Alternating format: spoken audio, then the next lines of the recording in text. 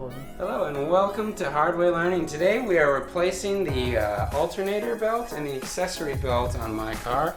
The accessory belt has been kind of squealing on a cold start. Basically every day it squeals for like 5 seconds and goes away, but I'm just, I'm going to be tracking the car this weekend, and it's been doing that for like a year or two, and I don't know how glazed these guys are, so I just figured, the belts are like $8 a pop. We'll just go in here, we'll replace them, and then you guys get to know how to do it. So the first step was actually, I got a little eager here because I wanted to see how easy it was to access them. You take the air box, the intake sort of tube thing. There's a Phillips clamp here, and then a spring clamp on this hose. Do all those. Oh, and then you slide this guy right off of here. Pull that intake tube off. And then you've got one tensioner for the accessory belt here, and then one other tensioner. It's going to be harder to see on the alternator for the alternator belt. That guy's over here. So the first thing we're going to attack is this accessory belt. We're going to get that guy off, but you'll come into the right side when you're looking at the engine.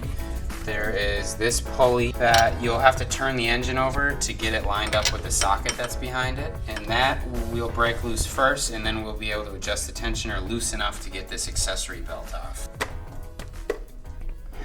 We use a little leverage. Hit myself in the face with this guy. That's what we call the Arbor Freight breaker bar. 12 there.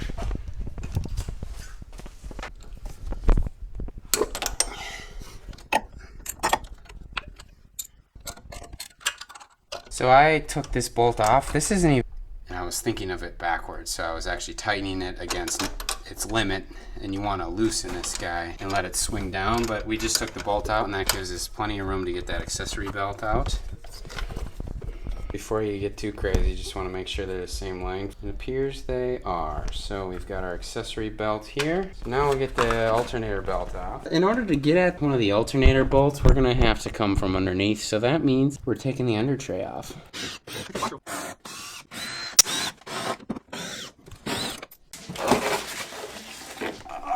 Loosening the lower alternator bolt so that we can loosen the tensioner up top.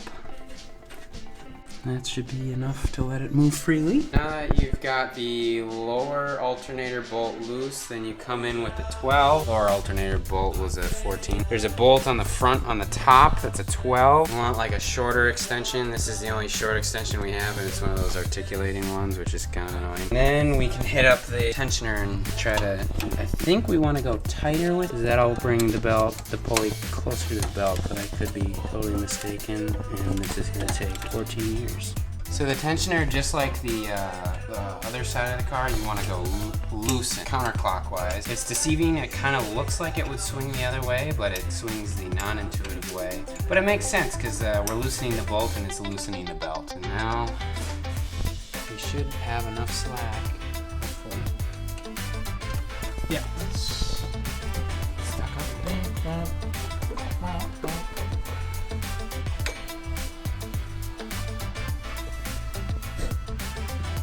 We got our brand new belt, and we're coming in here. We're gonna sneak it on just the opposite of the way it came off. So we're gonna get on this top pulley, this bottom pulley, and then we're gonna push that alternator as far over as we can and try to slip it onto that alternator pulley.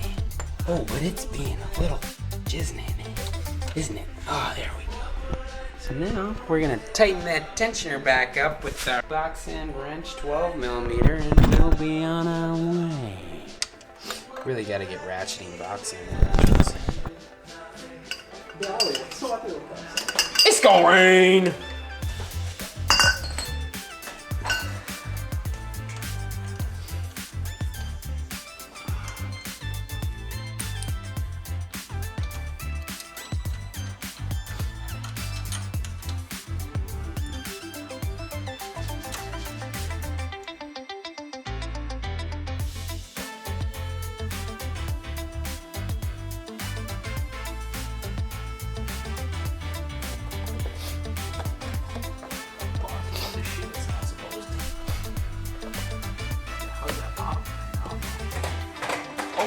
Okay there.